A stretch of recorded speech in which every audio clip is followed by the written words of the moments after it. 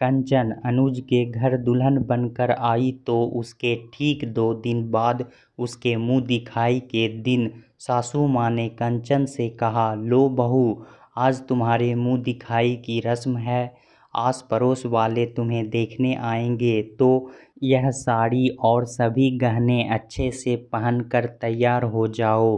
पूजा और कोमल, बहू तुम जरा इसे सलीके से तैयार कर देना। शांति जी अपनी कड़क आवाज में आदेश दे बाहर निकल गई और कंचन, जो कल ही शादी करके इस घर में आई थी, कभी भारी बनारसी साड़ी की तरफ देख रही थी और कभी उन जराऊ गहनों की तरफ। इतनी गर्मी में यह सब कुछ कैसे पहनेगी, इन्हें सोचकर ही उसके पसीने छूट रहे थे। वह तो शादी वाले दिन ही कितना परेशान हो गई थी, लेकिन अब क्या फ़ायदा, जब सासू माँ आदेश दे ही रही थी तभी अपने मन की बात क्यों नहीं कही। किसी ने सही कहा है, उचित समय पर उचित बात कहना भी ज़रूरी है, वरना समय निकल जाने पर पछताने के सिवा कुछ नहीं रह जाता। लेकिन फिर उसे अपनी जेठानियाँ एक आस के रूप में नजर आई। दीदी, क्या मैं कोई हल्की साड़ी पहन सकती हूँ? देखो ना कितनी गर्मी है, प्लीज़ आप मम्मी जी से बात करके आओ ना। कंचन दोनों जेठानियों से बच्चों की तरफ मुनहार करते हुए बोली, ना ना देवरानी जी, मम्मी के आदेश को काटना हमारे बूते में तो नहीं। और तुम भी आज से एक बात गांठ बांध लो, अगर इस घर में सुख चैन से रहना है तो जो मम्मी जी कहे उसे आंख मूंद कर मान लेना, उसी में हम सब की भलाई है। लेकिन ऐसे कैसे दीदी? देवरानी जी हमें सलाह देनी थी, हमने दे दी, और अब आगे तुम्हारी मर्जी। चलो अब जल्दी से तैयार हो जाओ, वरना मम्मी जी आ गई तो यहीं खड़े खड़े तुम्हारे साथ साथ हमारा भी पानी उतार देगी। कंचन क्या कहती, अभी उसे इस घर में आए दिन ही हुआ था, अभी तो वह सबको अच्छे से जानती भी नहीं थी, सिर्फ अपने पति अनुज के अलावा। अनुज और कंचन एक ही ऑफिस में काम करते थे और 3-4 सालों से दोनों ही बहुत अच्छे दोस्त थे। कंचन के मम्मी पापा तो शादी के लिए राजी थे, लेकिन अनुज के नहीं। पर कहते हैं ना, औलाद के सामने माँ बाप को झुकना ही पड़ता है। फिर अनुज तो शांति जी का सबसे छोटा लाडला बेटा था। वह इस रिश्ते को ना कहकर अपने बेटे की नज़रों में खुद को गिराना नहीं चाहती थी, इसलिए उन्होंने कुछ सोचते हुए रिश्ते को मंजूरी दे दी। जो भी आता कंचन की सुंदरता के साथ साथ उसके लाए दान दहेज भी खुलकर तारीफ करता, और यही बात शांति जी को हजम नहीं हो रही थी। वह तो वैसे भी कंचन से खार खाए बैठी थी, इसलिए सभी रिश्तेदारों व पड़ोसियों के सामने कंचन वो उसके माता पिता को नीचा दिखाने के लिए हंसते हुए बोली, कौन सा इसके माँ बाप ने अपनी जेब से खर्च किया है? 3-4 सालों से नौकरी कर रही थी बहू, इसी ने इतना जोर दिया होगा कि शादी करके शायद इसके माँ बाप के पास बच भी गया होगा। कंचन के साथ साथ अनुज को भी अपनी माँ की यह बात बहुत बुरी लगी, लेकिन वह चाहकर भी सबके सामने अपनी माँ का विरोध नहीं कर पाया। कंचन ने कुछ कहना चाहा तो अनुज ने आंखों से विनय कर उसे चुप रहने का इशारा कर दिया। नई नवेली कंचन अपने माता पिता के अपमान का घूंट पीकर रह गई। रात को कमरे में अनुज ने कंचन से माफ़ी मांगते हुए कहा, सॉरी कंचन, तुम्हारी तरह मुझे भी मम्मी जी की बात बहुत बुरी लगी। सबके सामने मम्मी को क्या कहता, लेकिन तुम यकीन मानो मैं मम्मी से बात करूँगा।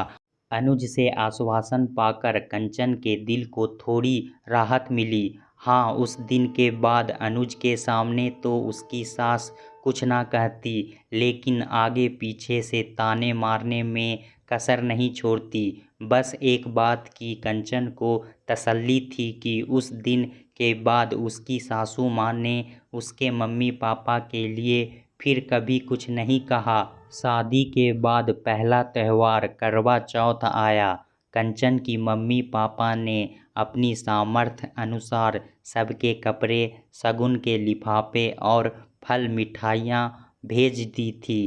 कंचन के सास ने शाम को पूजा के समय जब कंचन के घर से आया शगुन का सामान देखा तो उसका मुंह बन गया। वह थोड़ा तल्ख आवाज में कंचन से बोली, बहू, अगर तुम्हारे मम्मी पापा को हमारे यहाँ के रिवाज नहीं पता तो कम से कम फ़ोन करके पूछ तो लेते।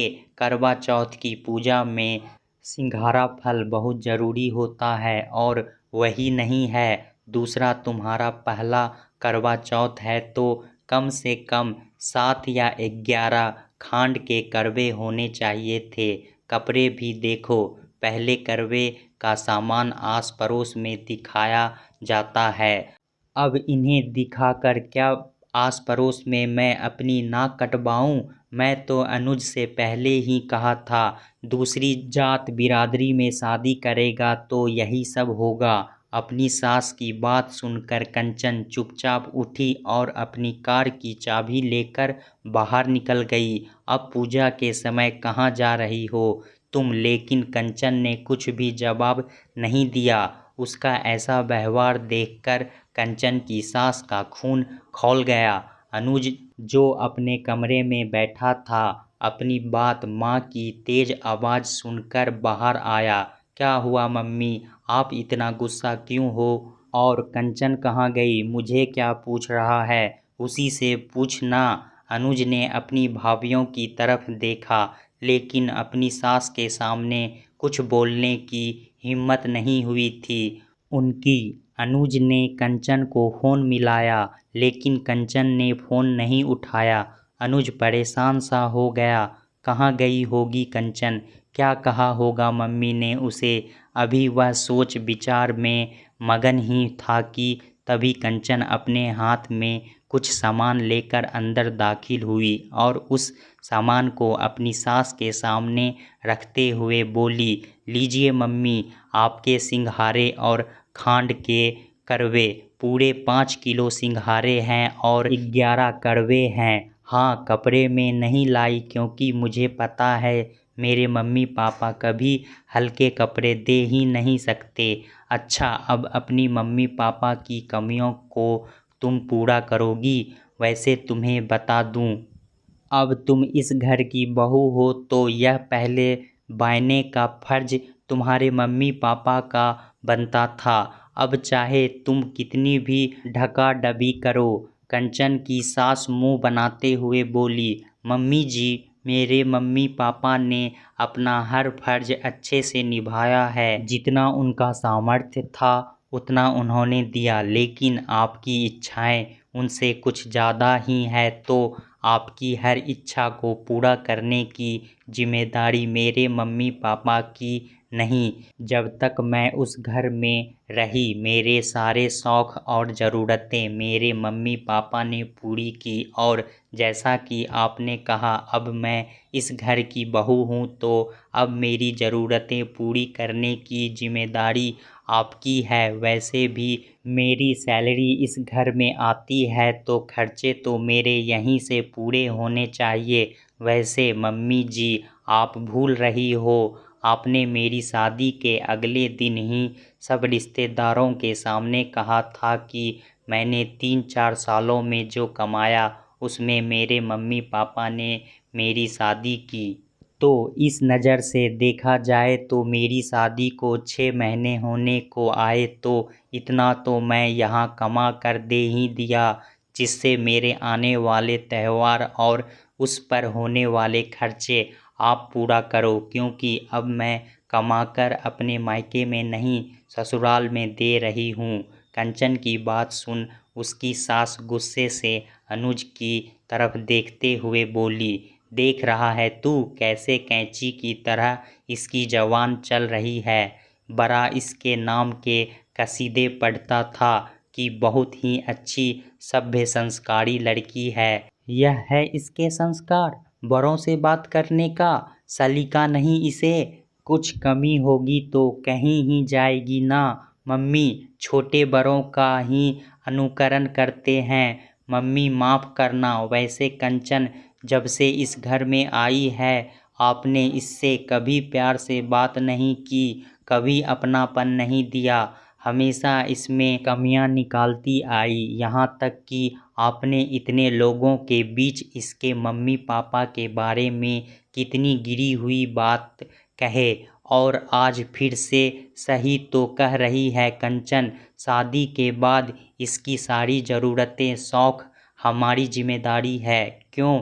लड़की की शादी के बाद भी उसके माता पिता से उसकी ससुराल वाले इतनी अपेक्षाएं रखते हैं। वह अपनी बेटी के साथ साथ पूरे परिवार के लिए इतने उपहार लाएं। क्या हुआ अगर वह एक चीज़ भूल जाए या उन्हें नहीं पता था तो यह बात आप कंचन को प्यार से भी समझा सकती थी, लेकिन नहीं। मम्मी, परिवार की नींव प्यार, सहयोग व अपनेपन पर रखी होती है। अगर यही नहीं तो फिर ऐसे परिवार को बिखरने से कोई नहीं बचा सकता। आगे आप खुद समझदार हो। अब यह आपको तय करना है कि आपको अपना अहम प्यार है या परिवार की एकजुटता। कहकर अनुज अंदर चला गया। कंचन की सास को आज उसके बेटे ने सच्चाई का आईना दिखा दिया था। उनसे कुछ कहते नहीं बन रहा था। वह चुपचाप वहीं पास पड़े सोफे पर बैठ गई। अपनी सास को ऐसे उदास देख कंचन उनके पास ही बैठ गई और उनकी तरफ प्यार से देखते हुए बोली, मम्मी जी, मेरा इरादा आपका दिल दुखाने का नहीं था। बस मैं तो यह चाहती थी कि अगर आपको कोई बात बुरी लगती है तो आप मुझसे कहें, मेरे मम्मी पापा को नहीं। मेरी जगह आप खुद को रख कर देखिए। अगर कोई आपके माता पिता के बारे में ऐसा कहे तो आपके दिल पर क्या बीतेगी। फिर भी मेरी बातों से आपके दिल को ठेस पहुंची हो तो मुझे माफ़ करना। कंचन हाथ जोड़ते हुए बोली। कंचन की सास कुछ नहीं बोली। उनकी आंखें भर आई थी। उन्होंने कंचन के जुड़े हुए हाथों को पकड़ उसे गले लगा लिया। पीछे खड़ी अपनी दोनों बहुओं को भी उन्होंने अपनी भरी आंखों से अपने पास बुलाया और तीनों के सिर पर प्यार से हाथ रख दिया। आज कंचन की सास ने अपने अहम व परिवार में से परिवार को चुन अपने परिवार की एकजुटता को बिखरने से बचा लिया था। दोस्तों, किसी भी सास को इतना बहू को प्रताड़ित नहीं करना चाहिए। बहू ने भी अच्छा किया सासू माँ को सबक सिखाकर, नहीं तो एक अच्छा खासा परिवार को बिखरते देर ना लगती। दोस्तों, कहानी कैसा लगा हमें कमेंट में ज़रूर बताएं। इसी तरह की पारिवारिक कहानी सुनने के लिए हमारे चैनल को सब्सक्राइब ज़रूर करें। धन्यवाद।